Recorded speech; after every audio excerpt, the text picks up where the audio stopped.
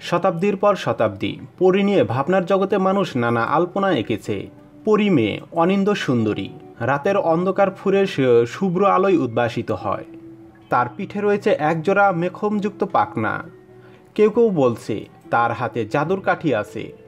পরীকে মানুষ শুভ অশুভ দুটি বিশেষণই দিয়েছে। পরী নিয়ে গল্পের শেষ নেই। পরী মেঘের ওপারে বাস করে। রাতের অন্ধকারে তারা পৃথিবীতে আসে। তারা নাচে ও গানে পারদর্শী।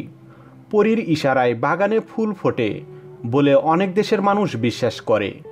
ঝড়ের কবলে পড়া পথবোলা সমুদ্র জাহাজকে তারা জাদু বলে বাঁচিয়েছে, এমন রূপকথা যুগ যুগ ধরে বিশ্বাস করে এসেছে মানুষ।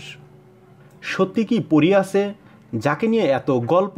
মানুষের এত বছরের বিশ্বাস কি এতই ঠুনকো? পরীর ধারণাটি এসেছে পাখানদের কাছ থেকে। পাখানরা তাদের নিজস্ব দেবীকে পরীর আদলে কল্পনা করে প্রচার করছিল। পাখানরা বিশ্বাস করত পরীদের জাদুকারী ক্ষমতা রয়েছে। তারা গহীন বনে বিচরণ করে। আকাশ কি সমুদ্রতল, সর্বত্রই তারা অবলীলায় পৌঁছে যেতে সক্ষম। তবে বিভিন্ন প্রাচীন বিশ্বাস প্রমাণ দেয় পরীরা অবিকল মানুষের মতো। অনেক নৃজাতি গোষ্ঠী পরীর বিশ্বাস জিয়ে রেখেছে। বেশিরভাগের ধারণা পরীর আকারে খুব ছোট, তবে চাইলে তারা মানুষের আকার ধারণ করতে পারে। প্রাচীনকালে বহু সমুদ্রযাত্রী পরীর দেখার বর্ণনা দিয়েছেন।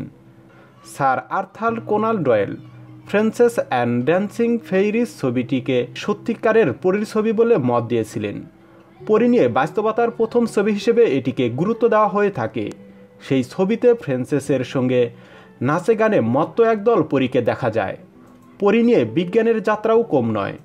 স্পষ্ট করে বললে বিজ্ঞান এখনও পরীর দেখা পায়নি, তবে পরী সদৃশ জীবের দেখা হরহামেশাই মিলেছে, যদিও সেগুলো নেহাতি পরী সদৃশ প্রাণী।